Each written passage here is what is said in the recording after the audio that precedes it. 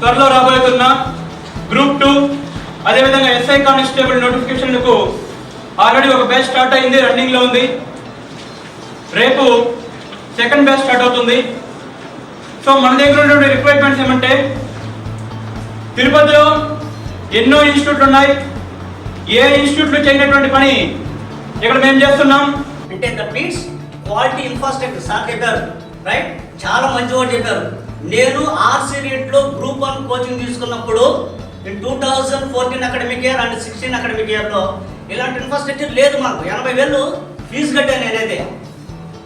ఇలాంటి సీటింగ్ లేదు, ఇలాంటి environment really inspire sir. Thank you sir. ఇలాంటి సో ఇన్ఫ్రాస్ట్రక్చర్ని, రూమ్ ఇన్ఫ్రాస్ట్రక్చర్ని కల్పించినందుకు స్టూడెంట్స్కి. అండ్ ఒకటి గ్రూప్ 2 వాళ్ళకి అర్థమెటిక్ రీజనింగ్ అనేది వెయిటేజ్ చాలా తక్కువ సార్. నాకు వెయిటేజ్ మాకు అంత లేదు కదా అనుకోండి. వీడి యాక్టివిటీ రీజనింగ్ అన్నీ ఉంటాయి. వెయిటేజ్ తక్కువైనప్పటికీ సిలబస్ అయితే మారదు, అదే సిలబస్. గ్రూప్ 2లో ఒక మార్క్ కూడా జాబ్ అవుతుంది. ఓకేనా? డెప్త్ మీకోసం వినిపిస్తున్నాను. ఓకేనా? ఫ్యూచర్ ఎడ్యుకేషన్ సమ్ ల్యాక్స్లో వెళ్ళాను సార్. ఎందుకంటే గ్రూప్లో వినండి, ప్రతి కాంపిటేటివ్ ఫీల్డ్ మీరు యూజ్ అవుతారు. మీరు సివిల్స్ రాసిన అదే సబ్జెక్టు, ఎస్ఐ రాసిన, గ్రూప్ 1 రాసిన, పంచాయత్ సెక్రటరీ రాసిన, పిఆర్ఓ రాసిన కూడా ఎవ్రీ సబ్జెక్ట్కి యాప్టింగ్ అనేది కామన్ సబ్జెక్ట్. ఓకేనా? బట్ డెప్త్గా అన్నీ వినండి. మీకు ఇంకేదన్నా ఆటోమేటిక్ పరంగా ఇంగ్లీష్ మీడియం ఉన్న వాళ్ళు ఇంగ్లీష్ అడగండి. క్వశ్చన్ పేపర్ కూడా బోత్ పేపర్స్ ఉంటాయి. మీకు క్వశ్చన్ పేపర్స్ ఇంగ్లీష్ మీడియం ఉంటుంది, తెలుగు మీడియం ఉంటుంది. మీకు అలాంటి వాళ్ళు ధైర్యంగా మీరు వేసి సార్ ఇన్ఫార్మ్ చేయండి, సార్ నాకు ఇంగ్లీష్ చెప్పండి అంటే దానిలో సమ్ తెలుగు వర్డ్స్ తీసుకొని మీరు ప్రిపరేషన్ మొదలు పెట్టారంటే ఎనీ ఫైనల్ ఇయర్స్ ఎలిజిబుల్ అని వచ్చిన నోటిఫికేషన్ మీరు ఎగ్జామ్స్ అటెంప్ట్ చేయగలిగారంటే నెక్స్ట్ ఫైనల్ ఇయర్ అయిపోయి గవర్నమెంట్ జాబ్లోకి ఎంటర్ అవ్వచ్చు. ఎంత 20 yearsలో ఎంటర్ అవుతుంది. మీరు 2021కి ఒక గవర్నమెంట్ జాబ్లో ఎంటర్ అయితే 25 కంటే ఫస్ట్ ప్రమోషన్ ఈజీగా వస్తుంది. డిపార్ట్మెంటల్ ఎగ్జామ్ ఏదైనా ఉంది దానికి రాసుకుంటే ప్రమోషన్స్ ఇంకా ఈజీగా వస్తుంది.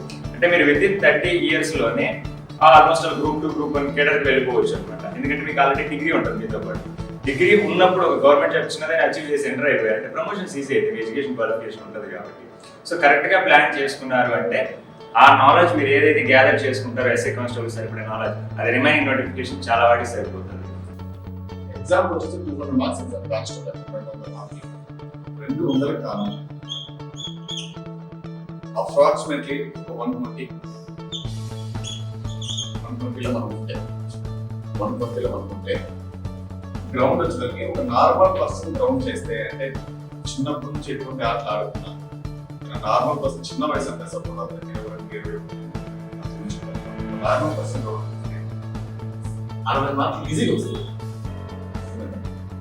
50 మార్కులు 40 మార్కులు ఎవరికైతే వచ్చేది ఇంకా చిన్నప్పుడు పరిగిరి మీద కాదు, క్రికెట్ అట్లాంటి దాని క్లాస్ పైన మళ్ళీ వచ్చి కోచుకుంటారు, మళ్ళీ వచ్చి అట్లాంటి వాళ్ళకే 35, 40 వస్తాయి. 40 చాలా తక్కువ వస్తాయి. 100 మందిలో ఒక్కొక్కటి చాలా తక్కువ. ఎవరికైనా మ్యాక్సిమం 60 మార్క్స్. ఇది ఒక 5-6 నెలలు కష్టపడితే ఇంకా బాగా ఎక్కువ మార్క్స్ వస్తాయి. స్పోర్ట్స్ పర్సన్ ఈజీగా బాగా కష్టపడి మనం 60 నుంచి 70 మందిలో ఉన్నాం, 70 మార్క్స్ ఉన్నాం. 70 మార్క్స్ వస్తే మనకు వచ్చి 120 సివిల్ వస్తారు. మనకు వచ్చి 120 మార్క్స్ సివిల్ వస్తారు. 120 వస్తారు. ఇప్పుడు మీరు హైదరాబాద్ మాట చోటుకి వెళ్ళాల్సిన అవసరం ఉంది. ఇక్కడ ఉన్నారనుకోండి ఫ్యాకల్టీ కూడా మోస్ట్లీ నాకు హైదరాబాద్ నుంచే పెట్టారు. ఎందుకంటే హైదరాబాద్ నుంచే తెప్పిస్తాం సార్. కాబట్టి అంత దూరం మనము వెళ్ళాల్సిన అవసరం లేదు. ఖచ్చితంగా మనం మనకి తెలియని విషయం కాబట్టి మనం ఇన్స్టిట్యూట్లో చేయాలనుకోండి మనం ప్రాపర్గా గైడెన్స్ ఇస్తారు. ఇప్పుడు మనకి మనకి ఎగ్జామ్స్ అందరూ రాస్తారు, కొంతమందికే జాబ్ వస్తుంది. దాంట్లో ఎందుకు వస్తుంది? Time limit. ఖచ్చితంగా స్పీడ్ ఉండాలి, అక్యురసీ ఉండాలి. ఎవరైతే స్పీడ్ చేస్తారో, స్పీడ్గా చేసి అక్యురసీగా చేస్తారో వాళ్ళకే జాబ్లు వస్తాయి. ఇప్పుడు మనకి ట్రైనింగ్ ఇన్స్టిట్యూట్ చేయాలనుకోండి షార్ట్ కట్లు చెప్తారు, అంతే కదా. ఇప్పుడు జనరల్ సైన్స్ అనుకోండి టైం ఉంటుంది, నాలెడ్జ్ బట్టి చేసేయవచ్చు. అదే మనకి అర్థమెటిక్ రీజనింగ్ రావాలంటే మనకి ఏం కావాలా? ఖచ్చితంగా షార్ట్ కట్ కావద్దా? మనకి స్టాండర్డ్ మనం బేసిక్ మోడల్ తీసుకొని స్టెప్ వైజ్ మనం వేస్తూ ఉంటే టైం ఎంత అవుతుంది? చాలా టైం పడుతుంది. షార్ట్ కట్స్ మనకి మీరు ఎందుకంటే టైం మేనేజ్మెంట్ ఉండాలి ఏ జాబ్ కొట్టాలన్నా. ఎందుకంటే మనకి దాదాపు 150 క్వశ్చన్స్ ఇస్తారు, గంట నాకు చేయాలా ఖచ్చితంగా స్పీడ్ ఉండాలి. స్పీడ్ ఉంటేనే ఖచ్చితంగా మనం చేయగలం. కాబట్టి మీరు మ్యాక్సిమం స్పీడ్ చేయాలన్నమాట, ప్రాక్టీస్ చేయాలి. ప్రాక్టీస్ లేకపోతే కష్టం. అవతలోని కన్నా మనం స్పీడ్గా చేస్తేనే మనము ఇప్పుడున్న సమాజంలో ఇప్పుడున్న కాంపిటేటివ్ వరల్డ్లో జాబ్ గ్రహించాలి. అది కూడా విత్ ఇన్ మీరు టైం లిమిట్ పెట్టుకోవాలి. 6 నెలల్లో సంవత్సరంలో చేసుకోవాలి.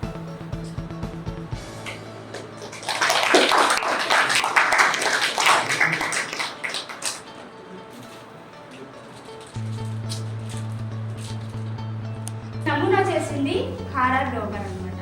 ఇది రచించింది మోక్షగుండ విశ్వేశ్వరయ్య. ఆయన సివిల్ ఇంజనీర్, మన తిరుమల యొక్క గాడ్ రోడ్డు వేయించిన వ్యక్తి అనమాట. మోక్షగుండ విశ్వేశ్వరయ్య.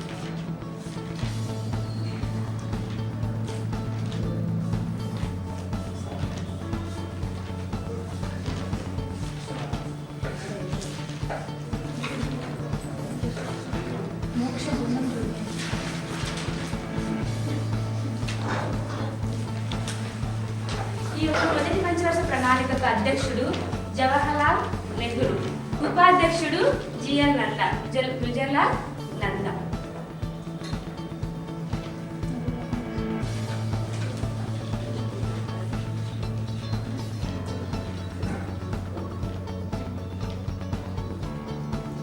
ఉపాధ్యక్షుడు జిఎల్ నందా.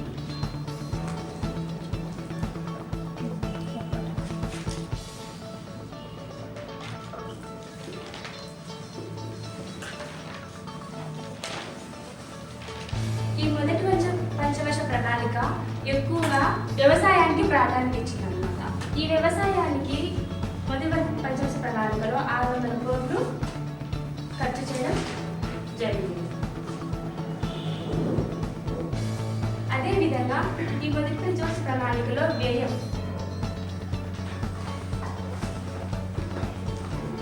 2069 క్రీస్తు శకం 2వ శతాబ్దం వరకు పరిపాలించారనమాట. అది ఏంటంటే 450. దాదాపు దీర్ఘకాలంగా వీళ్ళు మన ఇండియా అదే ఆంధ్రదేశాన్ని పరిపాలిస్తారనమాట. ఇప్పుడు వాళ్ళ శాతవాహన సామ్రాజ్యం గురించి చెప్పాలంటే మనం ఏం తీసుకుంటాం, వాళ్ళ గురించి శాసనాలు తీసుకుంటాం, గ్రంథాలు తీసుకుంటాం, లేదా వాళ్ళు వేసిన నాణ్యాల గురించి తీసుకుంటాం అనమాట. శాసనాలు ఫస్ట్ ఈ శాతవాహనుల గురించి, జన్మస్థలాల గురించి చాలాగా చెప్పారనమాట. ఫస్ట్ చెప్పిన వాళ్ళు పిటి శ్రీనివాస అయ్యంగారు వచ్చి వీళ్ళు మహారాష్ట్రకి చెందిన వాళ్ళు అని చెప్తారనమాట. ఆ మహారాష్ట్రలో ఎక్కడ ప్రతిష్టానపురంలో ఉన్నారనేసి పిటి శ్రీనివాస అయ్యంగారు చెప్పాడనమాట. తర్వాత కర్ణాటక వాదం. ఈ కర్ణాటక వాదం కర్ణాటకలోని బళ్ళారి అనే ప్రాంతంలో శాతవాహనులు ఉన్నారనేసి, అది 2వ పులోమావి వేసిన మేఘధుని శాస్త్రం ప్రకారం ఈ కర్ణాటక వాదం చెప్తారు. చెప్పిన వారు ఎవరంటే బి సుక్తాంకర్ అనే వ్యక్తి ఈ కర్ణాటక వాదం గురించి చెప్పాడనమాట. తర్వాత విదర్భవాదం అని ఎవరు చెప్తారంటే వివి మిరాజ్ చెప్తాడు. అది వివి మిరాజ్ చెప్పాడనమాట. ఇది వాళ్ళ గురించి సరిగ్గా వాళ్ళు ఏ ప్రాంతానికి చెందిన వాళ్ళ నుంచి ఎవరికి ఒక సరైన లేదనమాట, వాళ్ళు అక్కడ చెందిన వాళ్ళు అనేసి. ఇప్పుడు శాసనాల గురించి చెప్తాం. ఫస్ట్ శాసనం నానాగఢ్. ఇది వేసింది నగలిక.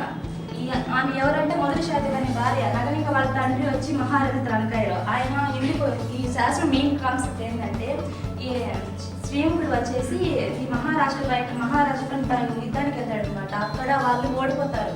తన కూతురైన నగలికను ఈ శ్రీముఖుడు యొక్క కొడుకుని మొదటి శాతకర్ణికి ఇచ్చి వివాహం చేస్తాడు. అప్పుడు ఆమె వాళ్ళ శాతకర్ణి యొక్క దండయాత్ర గురించి, దక్షిణ దండయాత్ర గురించి వివరిస్తూ ఈ నానాగఢ్ శాసనం వేసిందనమాట. ఆ నానాగఢ్ శాసనంలో ఏకవీర, శూర, అప్రతిహత చక్ర. అప్రతిహత చక్ర అంటే మీనింగ్ ఏంటంటే ఓటమి ఎరుగుని వాడు అని అర్థం అనమాట. అప్రతిహత చక్ర అంటే నానాగఢ్ శాసనం ఏంటి. తర్వాత నాసిక్ శాసనం.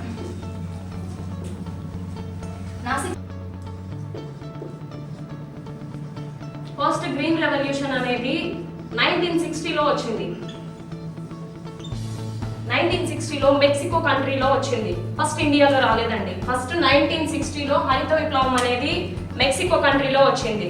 మెక్సికో కంట్రీలో దీన్ని నార్మల్ బోర్లాంగ్ అని ఆయన ఇంట్రడ్యూస్ చేస్తాడు.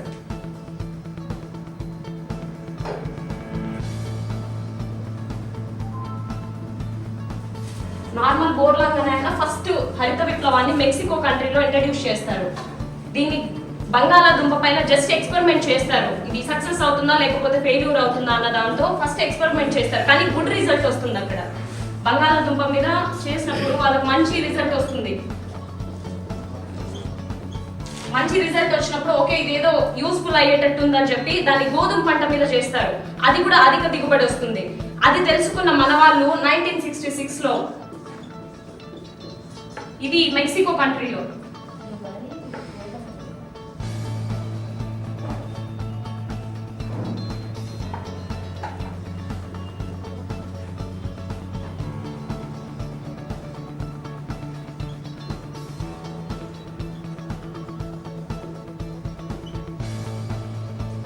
భారతదేశంలో 1966లో ఎంఎస్ స్వామినాథన్ అనే ఆయన మనకి ఇంట్రడ్యూస్ చేస్తారు. Just experiment. అప్పటి వరకు ఎవరికి సరైన ఫలితాలు ఎక్కడ రాలేదు. ఒక్క మెక్సికోలో మాత్రమే వచ్చాయి. అది తెలుసుకున్న మన వాళ్ళు 1966లో ఎక్స్పెరిమెంట్ చేస్తారు. చేసి ఎంఎస్ స్వామినాథన్ అనే ఆయన ఇక్కడ చేస్తాడు ఇండియాలో.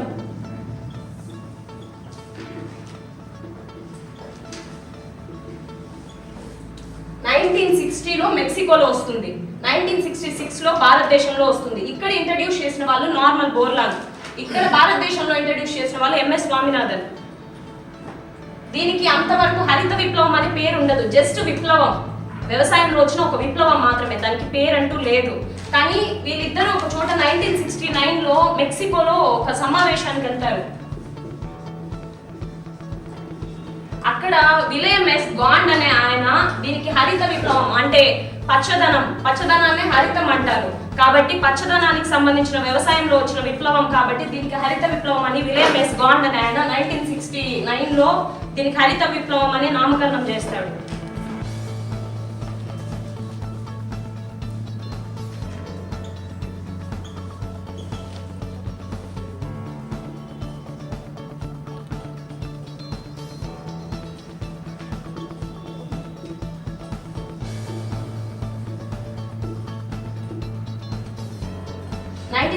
లో విలియం గాండ్ అనే ఆయన హరిత విప్లవం అని నామకరణం చేస్తాడు దీనికి. ఇప్పుడు 1960లో ఎక్కడ వచ్చిందండి హరిత విప్లవం? మెక్సికోలో వచ్చింది. So first Good evening everyone. Myself, I am Sudarshan. Today my topic is Bauddha Matam.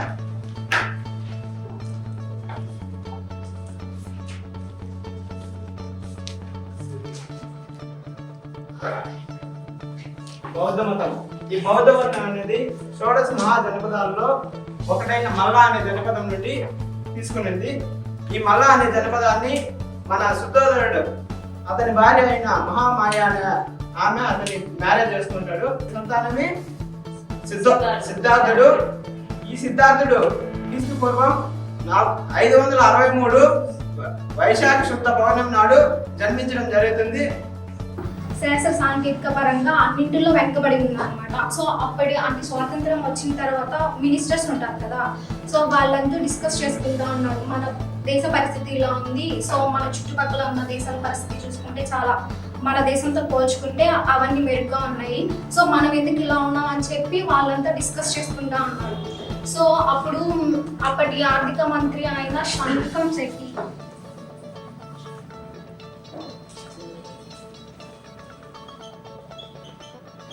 ఈయన ఎవరు అంటే అప్పటి ఆర్థిక మంత్రి అనమాట. సో ఈయన ఏం చెప్తాడంటే, సో మన చుట్టుపక్కల దేశాలు చూసుకుంటే అన్ని కొంచెం అభివృద్ధి చెందుతూ ఉన్నాయి.